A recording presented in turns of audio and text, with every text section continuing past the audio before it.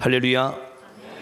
우리 옆 사람과 함께 믿음으로 교제하도록 하겠습니다. 하나님께서 당신을 부르셨습니다 라고 인사하겠습니다.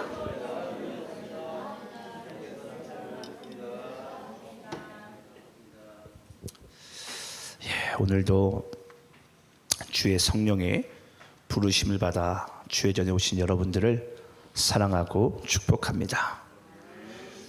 우리 교회는 계속해서 사도행전 주일 오전마다 강해 나가고 있습니다. 오늘은 11장 1절부터 18절까지 성령 세례에 대해서 함께 말씀의 은혜를 받도록 하겠습니다. 사도행전 11장 1절로 18절까지 말씀입니다.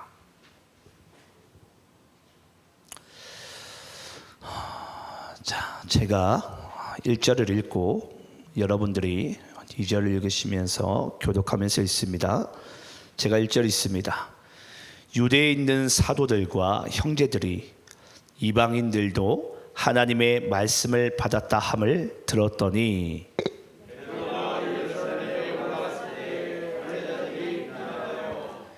이르되 내가 무할례자의 집에 들어가 함께 먹었다 하니 이르되 내가 요빠시에서 기도할 때에 황홀한 중에 환상을 보니 큰 보자기 같은 그릇이 내 귀에 매어 하늘로부터 내려 내 앞에까지 드리워지거늘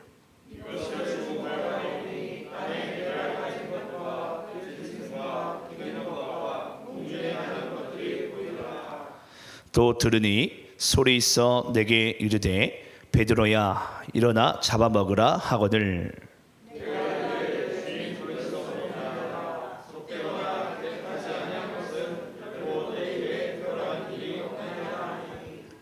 또 하늘로부터 두 번째 소리 있어 내게 이르되 하나님이 깨끗하게 하신 것을 내가 속되다 하지 말라 하더라.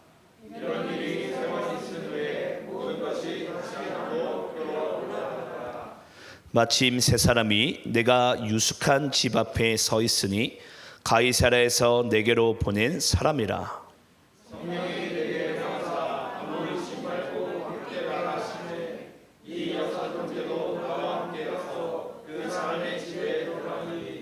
그가 우리에게 말하기를 천사가 내 집에 서서 말하되 내가 사람을 요빠에 보내어 베드로라 하는 시몬을 청하라.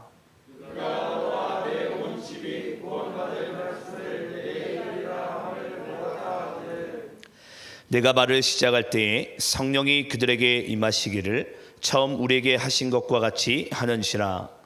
내가 주의 말씀에 요한은 물로 세례를 베풀었으나 너희는 성령으로 세례를 받으라 하신 것이 생각나더라. 그런즉 하나님이 우리가 주 예수 그리스도를 믿을 때에 주신 것과 같은 선물을 우리 그들에게도 주셨으니 내가 누구에게 하나님을 능히 맡겠느냐 하더라.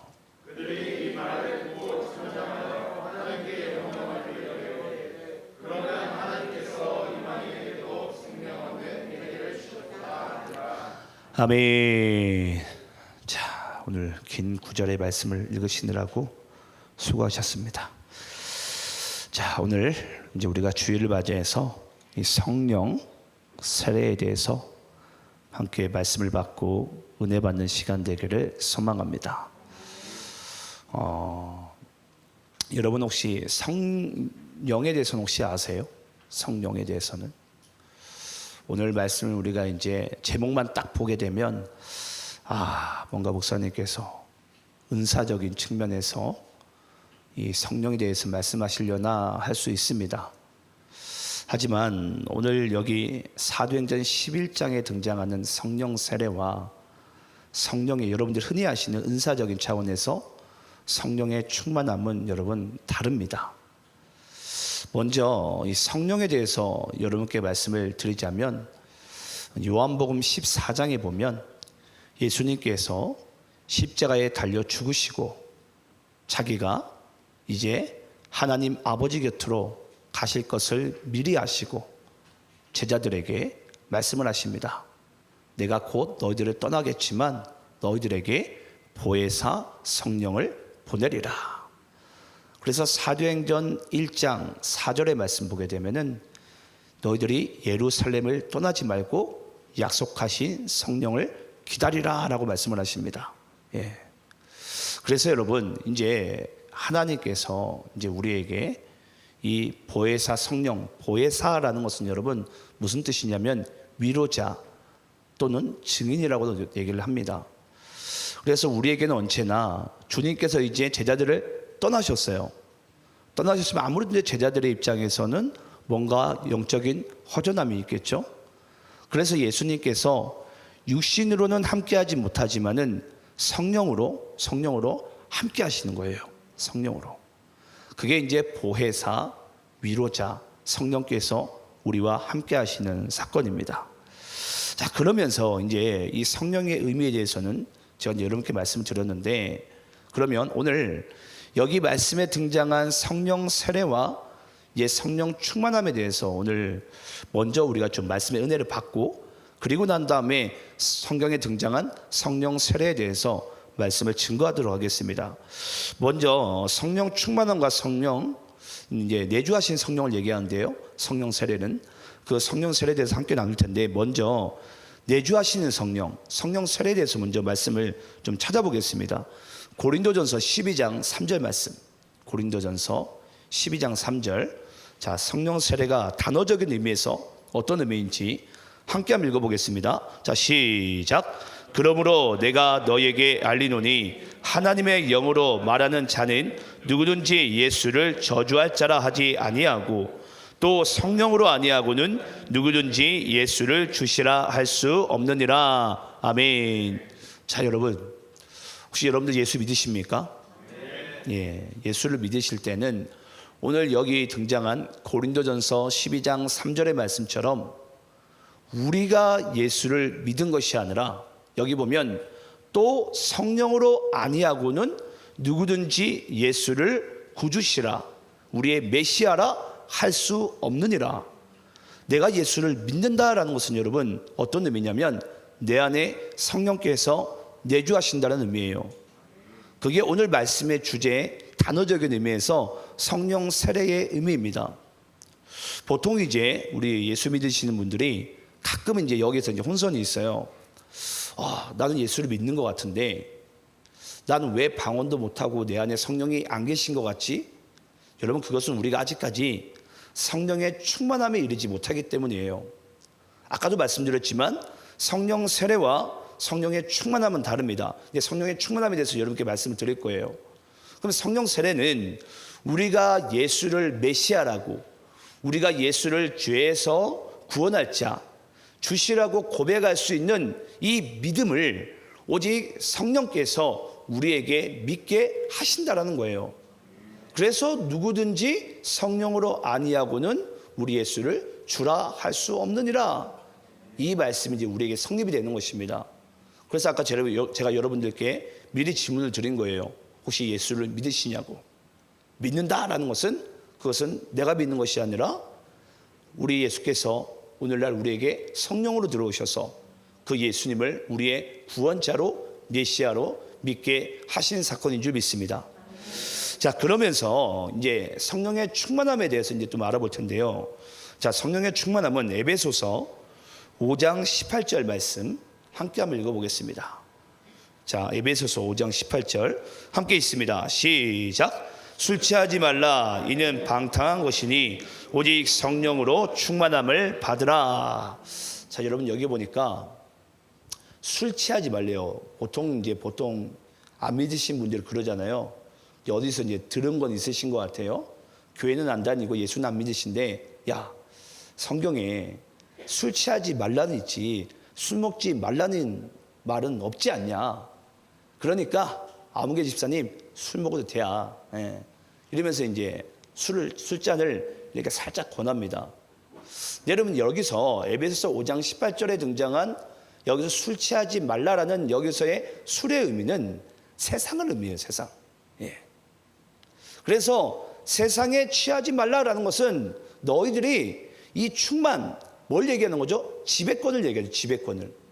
그러니까 너희들이 주도권을, 중심을 빼앗기게 되면은 너희들이 하나님의 나라와 이 구원의 정말 하나님의 자녀의 삶을 능히 살 수 없음을 우리에게 말씀하고 있는 거예요.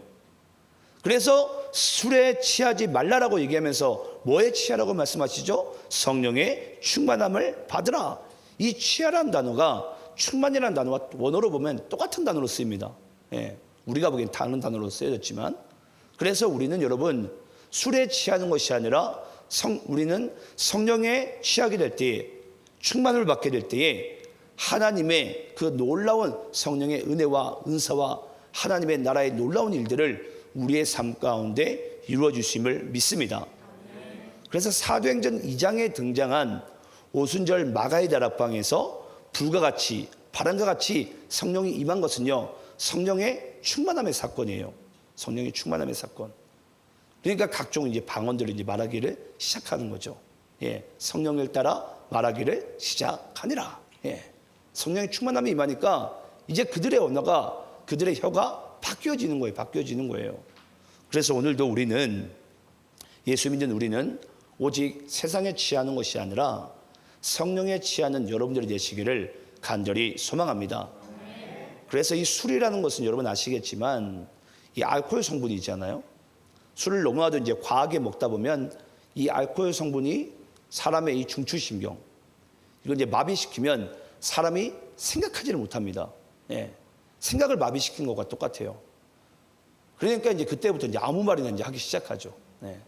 근데 우리가 성령에 취하게 되면은 우리의 생각과 마음을 성령께서 지키사, 우리는 마땅히 기도할 바를 알지 못하는데 성령의 탄식함으로 우리가 기도할 바를 주께서 아시게 하는 줄 믿습니다.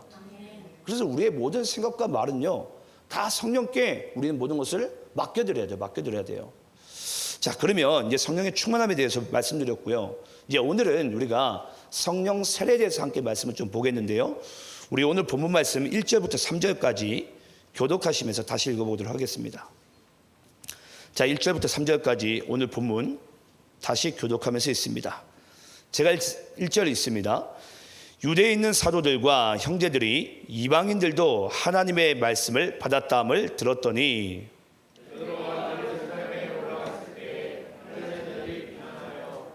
3절 함께 있습니다. 시작. 이르되 내가 무엘레자의 집에 들어가 함께 먹었다 하니. 자, 지금 1절부터 3절까지 읽었는데요. 지난주에 이제 베드로가 고넬료라는 백부장, 로마의 백부장이죠. 이방인의 집에 들어가 가지고 거기에 예수 복음을 전하고 그것 가운데 성령의 충만함이 임하게 됩니다. 놀라운 사건이 벌어지게 된 거예요. 어디에? 이방인의 집에. 자, 그 이야기가 여러분 이제 예루살렘에 소식이 이제 들렸나 봐요. 많은 예루살렘 주민들이 여러분 이제 막 웅성웅성 됩니다. 예. 우리 한번 따라해 봅시다. 우리 담임 목사님이 신천지에 가서 설교하고 오셨대. 이런 일이 여러분 벌어진 거예요. 또 이걸 또 잘못 이해하셔가지고 사실로 받아들이시면 안 됩니다. 어디 또 소문내고 다니시면 안 돼요. 예. 저는 거기 가지 않습니다. 걱정하지 마시고요. 그러니까 이런 일이 여러분 쉽게 얘기하자면 벌어지게 된 거예요. 그러니까 얼마나 그 교회에서, 예루살렘 교회에서 웅성웅성 됐겠죠. 예. 그러니까 많은 사람들이 야, 어쩐지 좀 이상하던데, 예. 저 사람 신천지구만. 이제 그런 일이 벌어지게 된 거예요. 자, 그러면서 자, 이제 4절부터 이제 오늘 여러분들이 읽으신 18절까지는 베드로의 변명이 나옵니다. 왜냐? 많은 사람들이 이제 웅성웅성되고 이 베드로가 한 행동을 뭔가 이단시화 시키고 뭔가 이상한 사람들과 어울리다 보니까 이제 교회에서 이상한 뜬소문들이 막 돌아다니는 거예요. 그러니까 베드로는 변명을 할 이유가 없는데 4절부터 이제 변명 같은 간증을 이제 또 이야기를 하게 됩니다. 그게 이제 사도행전 10장의 이야기를 다시 이야기를 한 거예요. 다시 이야기를. 자, 그 말씀을 좀 읽어볼 텐데요. 자, 우리 본문 4절부터 7절까지 교독하면서 또 읽겠습니다. 제가 4절 있습니다. 베드로가 그들에게 이 일을 차례로 설명하여 이르되 내가 욥바시에서 기도할 때 황홀하연 중에 환상을 보니 큰 보자기 같은 그릇이 내 귀에 매어 하늘로부터 내리어 내 앞까지 드리워지거늘 이것을 주목하여 보니 땅에 네 발 가진 것과 들짐승과 기는 것과 공중에 나는 것들이 보이더라. 또 들으니 소리 있어 내게 이르되 베드로야 일어나 잡아먹으라 하거늘 자, 여러분, 베드로가 제가 오늘 말씀을 18절까지 다 읽게 되면 오늘 우리가 예배 시간 너무 길게 됩니다. 짧게 제가 다시 사도행전 10장 말씀을 짧게 여러분께 말씀드릴게요. 우리가 지난주에 어떤 말씀을 나눴냐면 사도행전 10장에 보면은 이제 어느 날 제9시면은 우리나라로 시간으로 따지면 6을 플러스 하면 됩니다. 그러면은 오후 3시예요. 오후 3시에 고넬료가 기도하던 중에 이 하나님의 영이 성령이 임하게 됩니다. 그래서 고넬료에게 얘기하죠. 요빠에 너희들의 사람 둘을 보내라. 예. 셋을 보내게 되죠. 예. 맞나요? 예. 셋을 보내게 되고, 그리고 또 베드로가 제6시에 또 기도를 하게 되는데 우리나라로 따지면 정오죠. 그 정오 시간에 또 베드로에게 네가 요빠로 가게 되라. 그러면 이제 거기서 세 사람과 베드로 네가 이제 만나게 될 것이다. 그래서 이제 베드로 네가 이제 고넬료 집에 들어가라라고 얘기를 하게 됩니다. 그래서 우리가 지난주에 나눴지만은 고넬료가 베드로를 얼마나 기다렸는지 베드로가 문을 열고 들어오자마자 쭉 그냥 절을 하는 거예요. 내 주여 하면서. 그래서 베드로가 나도 똑같은 여러분과 똑같은 사람이라고. 예.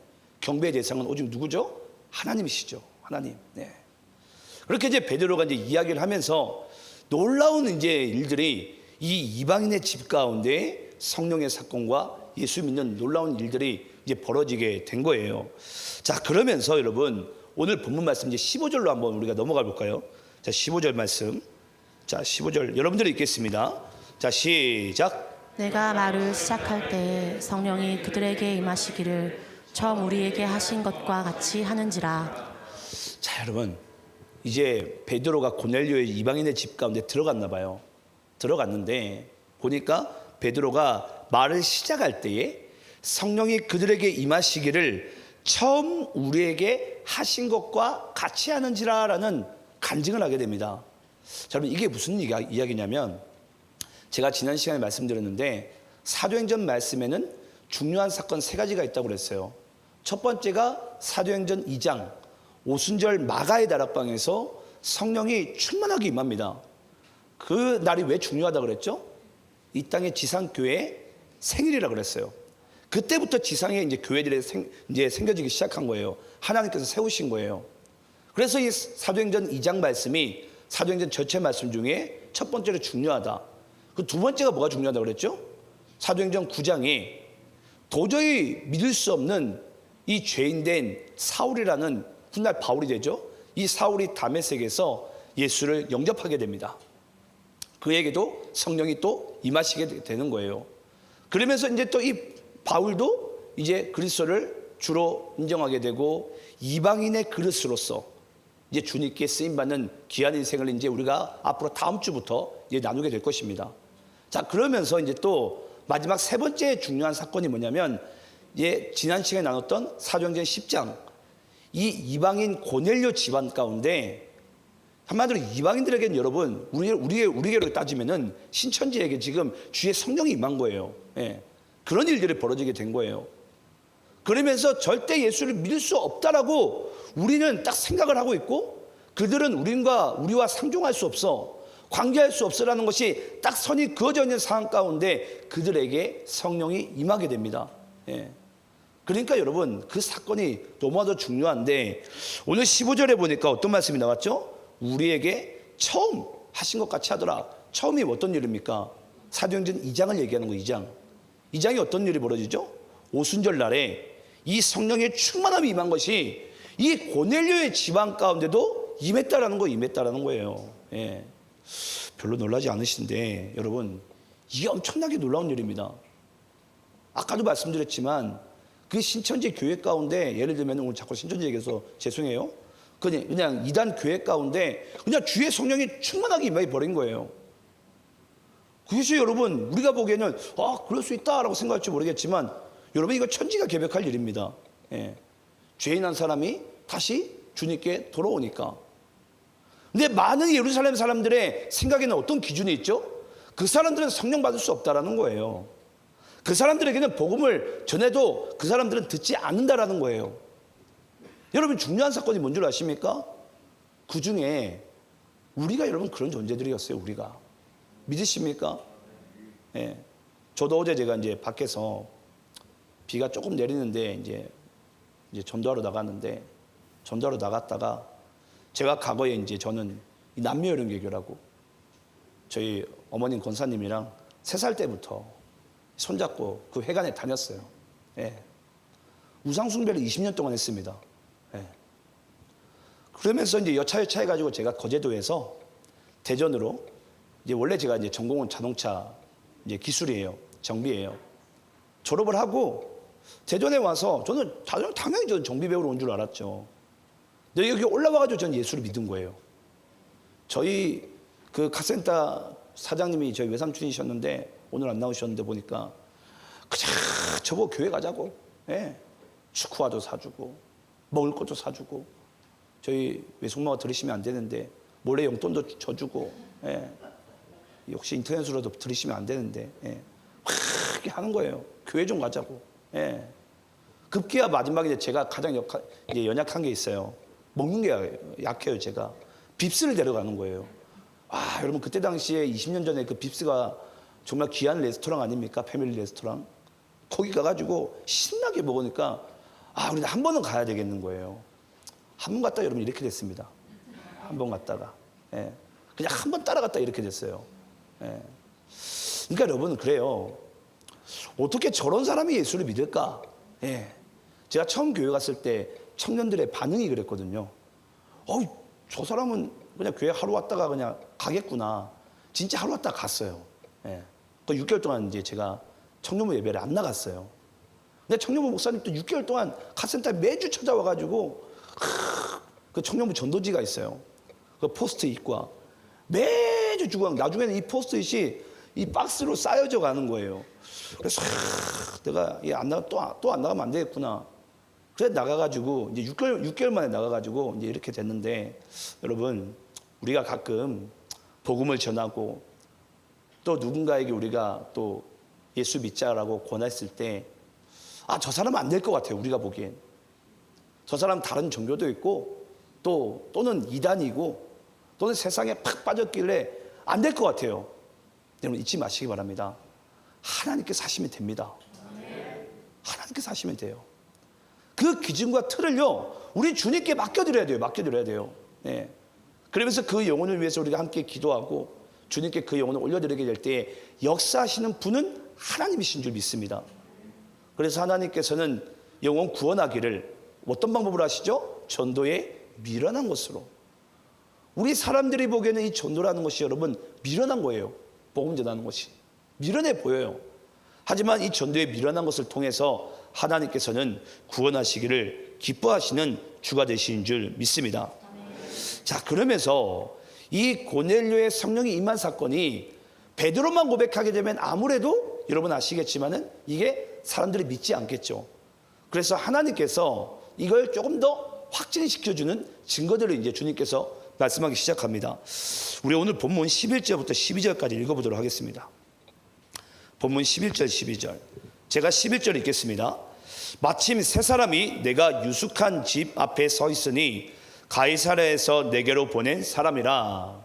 성령이 내게 명하여 아무 의심 말고 함께 가라 하시니 이 6 현족대로 나와 함께 가서 그 사람의 집에 들어가니. 자, 여러분 이해가 되세요? 이 말씀이? 예, 자세히 읽으시면 이게 이해가 되면 안 되고 물음표가 그려져야 됩니다.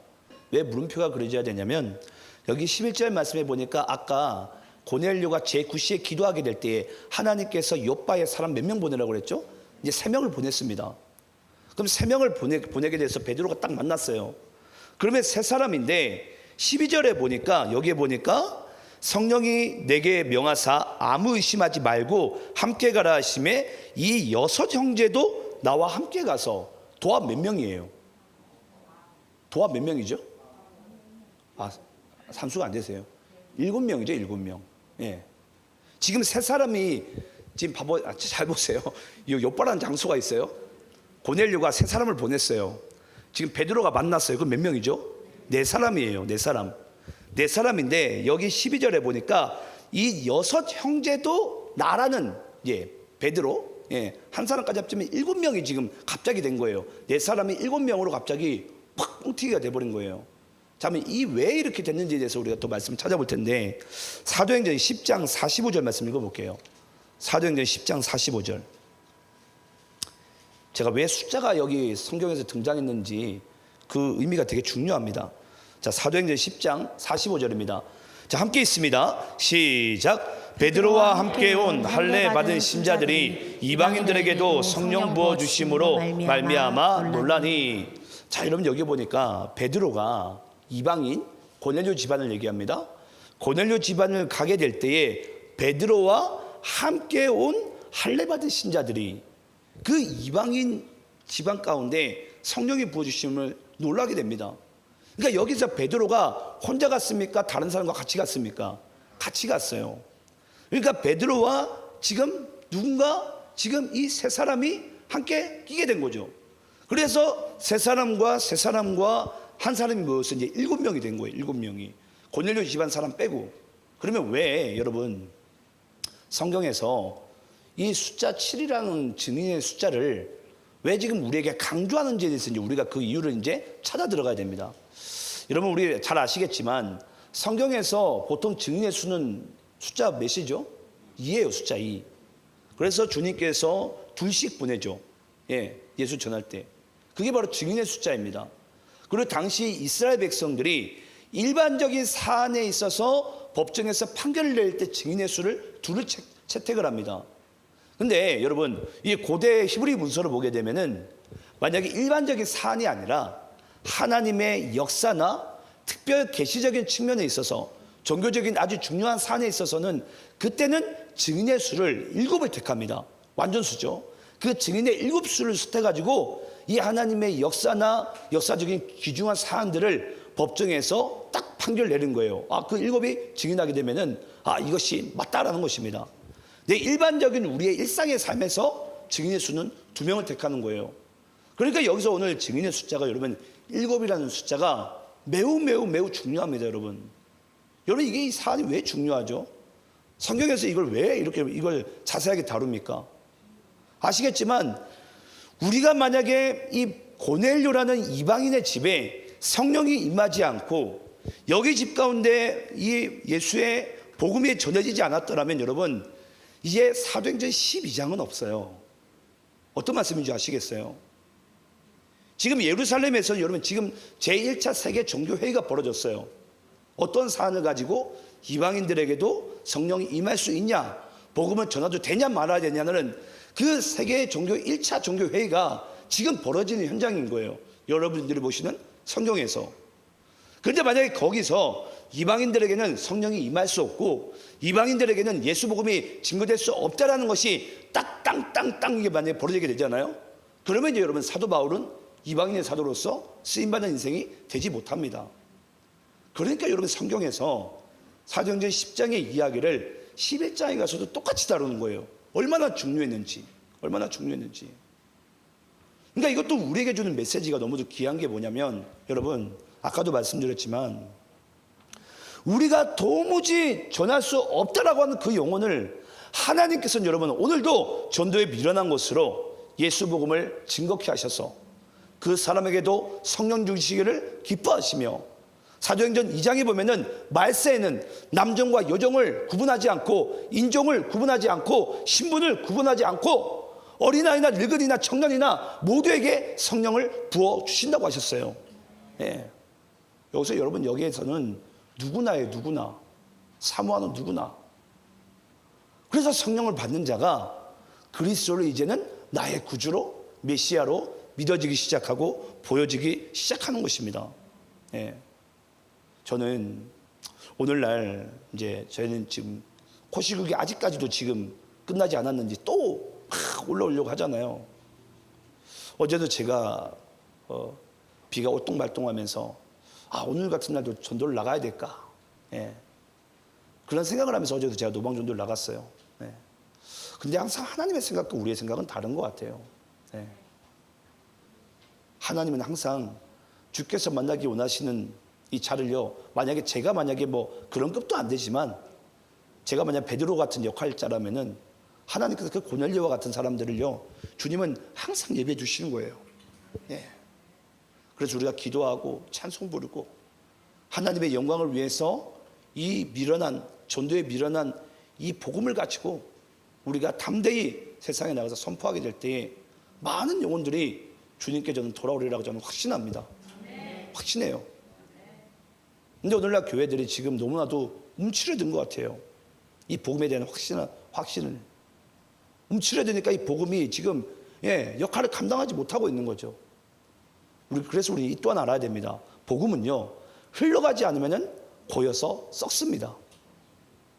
그래서 우리 믿는 이 개신교 교회를 우리는 종교라는 하나의 카테고리에 들어가 있지만 우리 개신교는 여러분 종교라고 얘기하지 않습니다. 제가 뭐라고 얘기했죠? 우리 개신교는 믿음과 생명이다. 예. 생명은 가만히 있으면 죽습니다, 여러분. 가만히 있으면 죽어요. 하지만 이 생명이 누군가에게 전해지고 또 누군가의 입술을 통해서 전달되어지게 될 때에 많은 열매들이, 많은 생명의 열매들이 우리를 통해서 맺어지게 된 줄 믿습니다. 그것을 믿는 우리가 되기를 간절히 소망하고요. 자, 그러면서 오늘 본문 16절 말씀, 자, 본문 16절 함께 또 읽어보겠습니다. 본문 16절입니다. 자, 함께 있습니다. 시작. 내가 주의 말씀에 요한은 물로 세례를 베풀었으나 너희는 성령으로 세례를 받으리라 하신 것이 생각나노라. 자, 여러분 16절에 가보니까 베드로가 이제 고넬료 집안 가운데 들어가가지고 복음을 전하기 시작했어요. 이제 그들에게 갑자기 성령이 임하게 되고 지금 베드로는 절대 해서는 안 될 이방인들에게 지금 물세례를 주려고 하고 있습니다. 예. 근데 여러분 이방인들이 물세례를 못 받으면은 우리도 불신자가 와가지고 세례를 받으면 안 되죠. 예. 그래서 이방인들이 지금 물세례를 주려고 하는 거예요. 그때 이 베드로가 어떤 일이 생각났다고요? 보니까 세례 요한이 성령으로 세례를, 여기 요한이 물로 세례를 베풀었으나 너희는 성령으로 세례를 받으리라는 것이 생각나노라. 자, 그 말씀을 우리가 좀 찾아볼게요. 도대체 그 말씀이 왜 생각이 났고 그 말씀은 또 어떤 의미인지. 자, 우리 마태복음 3장 11절 12절입니다. 마태복음 3장 11절 12절. 자, 이 말씀만 읽고 마치겠습니다. 자, 제가 11절 있습니다. 나는 너희로 회개하게 하기 위하여 물로 세례를 베풀거니와 내 뒤에 오시는 이는 나보다 성령이 많으시니 나는 그의 신을 들기도 감당하지 못하겠노라. 그는 성령과 불로 너희에게 세례를 베푸실 것이요. 손에 키를 들고 자기의 타작마장을 정께사 알곡은 모아 곳간에 들이고 쭉정이는 꺼지지 않는 불에 태우시리라. 자, 여러분 여기 잘 말씀을 자세히 보시기 바랍니다. 여기 11절에 보면은 세례 요한이 이렇게 얘기합니다. 나는 너희에게 회개하기 위하여 물로 세례를 베푼다고 그랬어요. 근데 11절에 끝부분에 보게 되면 그는 성령과 뭘로? 불로 너희에게 세례를 베푸실 것이요 라고 얘기하면서 12절에 잘 보시기 바랍니다. 12절에 보니까 손에 키를 들고 자기의 타작마당을 정하게 하사, 거기서 알곡은 모아 곡간으로 들이고 쭉정이는 꺼지지 않는 뭐에 태운다고요? 불에 태운다고요. 여러분 우리가 이 불에 대한 기능을 우리가 좀 알아야 되는데 성경에서 이 불의 역할은 두 가지입니다. 두 가지. 첫 번째는 우리 속에 있는 불순한 것들, 그것을 정화시킨 역할을 하죠. 그래서 우리가 금이나 또는 쇠를 갖다가 재련을 하게 될 때 뭐 하게 되죠? 불로 태워버립니다. 불순한 것들을. 그래서 불의 첫 번째 역할은 정화 기능이 있어요. 정화 기능. 자, 두 번째 불의, 성경에서 두 번째 불의 역할이 있는데 그게 뭐냐면 오늘 여기에 등장한 마태복음 3장에 등장한 바로 심판의 역할입니다. 심판의 역할. 그래서 우리가 처음에 성령 세례가 이제 임하게 되면은 이제 이 불로서 우리의 마음에 부정한 것을 정케하시고 이제 그리스도를 믿게 해요. 그런데 여러분 여기서 또 중요한 것이 뭐냐면 이 불로 인해서 우리가 예수를 영접하지 않게 되면은 어떻게 하게 된다고요? 심판을 받게 된다고요. 근데 왜 오늘 이 말씀이 왜 우리에게 중요하냐면 여러분 우리가 흔히 성령 세례 얘기하면은 아까도 말씀드렸지만 성령 충만으로 오해를 해요. 성령 세례와 성령 충만은 여러분 확연히 다릅니다. 성령 세례는 우리의 구원과 밀접한 관계가 있는 거예요. 성령 세례는. 그래서 누구든지 성령께서 나에게 임하게 되면은 그 불이 우리에게 정화 기능. 그래서 우리의 불순한 것을 다 세상 것을 다 태우고 그리스도가 보여지기 시작하며 그리스도를 우리가 구주로 믿기 시작하게 된 줄 믿습니다. 하지만 우리가 믿지 않게 되면 이 불의 심판이죠. 심판을 받게 된다는 그 사실도 오늘 예수 믿는 우리는 여러분 반드시 잊지 말아야 됩니다. 그래서 오늘 이 이야기를 오늘 성경에서 지금 이것을 드러내고 있는 것입니다. 자, 마지막으로 이제 고린도전서 12장 13절은 제가 읽고 마치겠습니다. 우리가 유대인이나 헬라인이나 종이나 자유인이나 다 한 성령으로 세례를 받아 한 몸이 되었고 또 다 한 성령을 마시게 하셨느니라. 여러분, 주님께서 우리에게 성령 세례로서 예수를 믿게 하신 것은 물론 나의 한 사람의 영혼의 구원이 맞습니다. 하지만 중요한 것은 뭐냐면요, 한 성령으로 세례를 받게 하신 것. 우리가 각자의 성령이 아니라 한 성령으로 우리 모두를 세례를 받게 하신 것은 어떤 사건이라고요? 우리를 한 몸으로, 한 지체로 우리 모두를 교회로 부르셨다라는 거예요. 예. 그래서 우리 교회를 뭐라고 얘기하냐면 다른 표현으로 그리스도의 몸이다, 그리스도의 지체라고 얘기를 합니다. 그리스도의 지체. 저는 여러분들이 이 땅 가운데 살아가게 될 때에 내가 그리스도의 몸으로서, 그리스도의 지체로서, 여러분 아시겠지만 이 몸은요 머리의 지시를 따라 움직이게 되어져 있어요. 근데 머리가 손보고 너 이 물컵을 잡아라고 얘기했는데 못 잡으면 우리는 뭐라고 부르죠? 중풍이라고 그러죠. 중풍. 예. 머리가 지시를 내렸어요. 컵을 잡으라고. 근데 얘가 안 잡고 가만히 있어요. 그걸 우리가 중풍이라고 그러죠. 예. 이건 너무나도 잘 알죠. 하지만 우리의 일상의 삶 가운데 우리는 이런 부분들을 많이 놓치고 살아갈 때가 너무나도 많은 것 같습니다. 오늘 성령 세례를 받아서 예수를 믿고 구원받은 여러분의 삶 가운데 우리가 이제 우리 모두가 그리스도의 지체로서의 한 몸이 됨과 또 앞으로 우리의 삶 가운데 주의 인도하심을 따라 살아갈 수 있는 여러분의 삶이 되시길, 복음의 증인 되시기를 간절히 축원합니다. 기도하겠습니다.